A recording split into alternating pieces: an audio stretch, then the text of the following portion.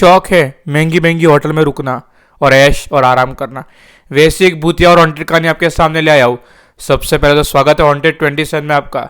अब तक चैनल को सब्सक्राइब नहीं किया है तो पहले सब्सक्राइब कर दो चैनल को, क्योंकि इसी चैनल पे मैं रोज सच्ची और भूतिया घटना लाता रहता हूँ। रोज आपके सामने एक भूतिया कहानी में पेश करता हूँ।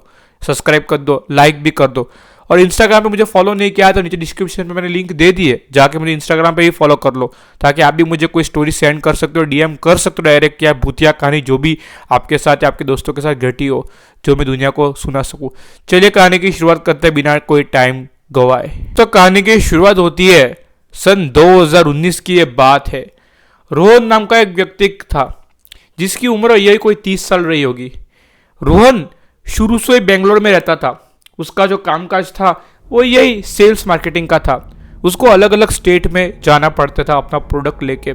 अलग अलग स्टेट, मान लो एमपी गया, कभी गुजरात गया। वैसे ही सन 2019 मार्च के महीने में उसको प्रोजेक्ट मिलता है कि अपना सेल्स मार्केटिंग जो प्रोडक्ट करना है, जो प्रोडक्ट की एडवर्टाइजमेंट करनी है, उसके लिए उसको गोवा जाना पड़ेगा। कंपनी सारा खर्चा देती है गोवा जाने का, होटल में रहना फ्री, फ्लाइट से आना। रोहन इस बात से बहुत खुश हो जाता है, चलो यार मेरा गोवा जाने का सपना आखिर में सच हो गया है, वो भी बिना आमदनी खर्चे हुई। तो रोहन ये सोच के गोवा के लिए निकल जाता है। और उसकी होटल भी यही 7 स्टार थी, ना कि 5 स्टार 3 स्टार। 7 स्टार के होटल में रह रहा था रोहन। रोहन को बढ़िया से एंट्री मिलती है होटल में। होटल में एंट्री लेते ही रोहन एक चीज़ नोटिस करता है, क्या आलीशान होटल है यार, ऐसी होटल में तो मैं खुद की आमदनी से कभी आ ही नहीं पाता। ये सोचते सोचते रोहन को रूम में एंट्री मिल जाती है।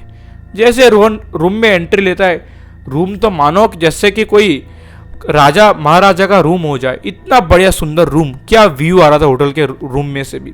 रोहन ये सब चीज़ देख के बहुत खुश होता है, लेकिन रोहन को ये भी याद था कि मैं यहाँ पे काम करने आया हूँ, घूमने नहीं आया हूँ। 3 दिन का इसका टूर था रोहन का। 3 दिन का टूर था और चौथे दिन सुबह 11 बजे चेकआउट था।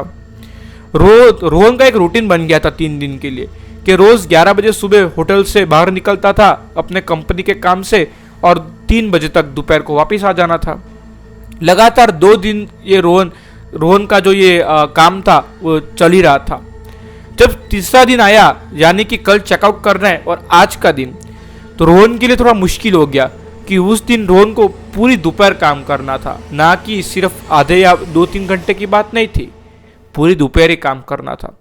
तो रोहन 11 बजे वापस से होटल से बाहर निकल जाता है टैक्सी पकड़ के, और शाम को करीबन ये 8 बजे रोहन वापस आता है वापस होटल में, क्योंकि वो आखिरी दिन था इसलिए थोड़ा काम ज़्यादा था। तो रोहन यही कोई 8 बजे वापस घर पे होटल पे वापस लौटता है। वो आ चुका था, उसका डिनर भी होटल की तरफ से रेडी था, बढ़िया से खा पी के वो सो गया।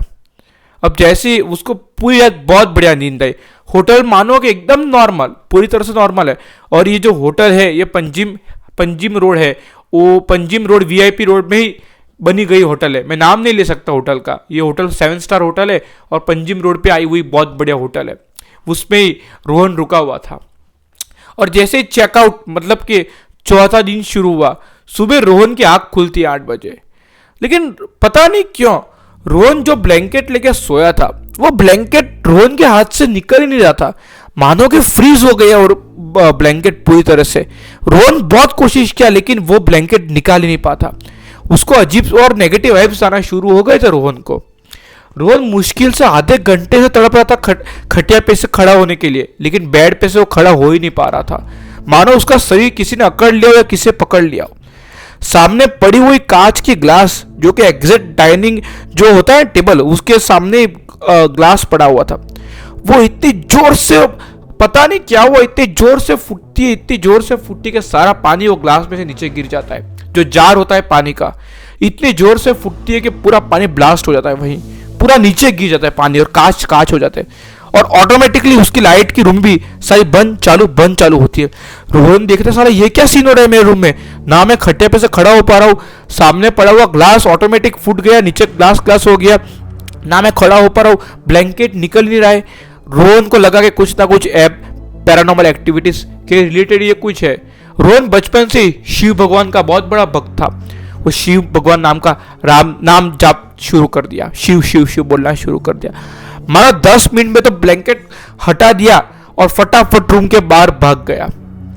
पूरे स्टाफ को बताया, स्टाफ मानने को तैयार ही नहीं कि दोस्त अरे साहब ऐसा हो ही नहीं सकता हमारे रूम में, आप ये बनावटी बातें मत बताइए और हमारी होटल की तस्वीर खराब मत कीजिए, छवि मत बिगाड़िए। आपका चेकआउट है 11 बजे, आप 11:30 बजे का आप हम आपको टाइम देते हैं, 11:30 बजे तक आप निकल जाइएगा हमारे होटल से। बस उसके बाद रोहन निकल गया होटल से, एक सामान नहीं उठाया, सिर्फ अपना बैग उठाया, अपना टॉवेल जो था वो शर्ट वर्ट सब जो नहा के रखा सब उधर ही रख के आ गया और सब बढ़िया से खुद का सामान लेके भगवान का नाम लेके होटल से निकल गया। आज इस घटना को 5 से 6 साल हो गए, लेकिन रोहन कोई 7 स्टार 5 स्टार होटल में रहने आज तक नहीं गया। कहीं घूमने भी जाना होता है तो छोटे मोटे गेस्ट रूम या ऐसे कहीं रुक जाता है, लेकिन ऐसी महंगी महंगी होटलों में नहीं जाता है। इस पूरी की पूरी घटना मुझे रोहन ने खुद ही इंस्टाग्राम पे लिख के भेजी है, तो मुझे लगा कि आपको भी कहानी सुना लूँ मैं, कैसी लगी ये हॉन्टेड कहानी। और ये पूरी सच्ची घटना है, ना कि कोई बनावटी।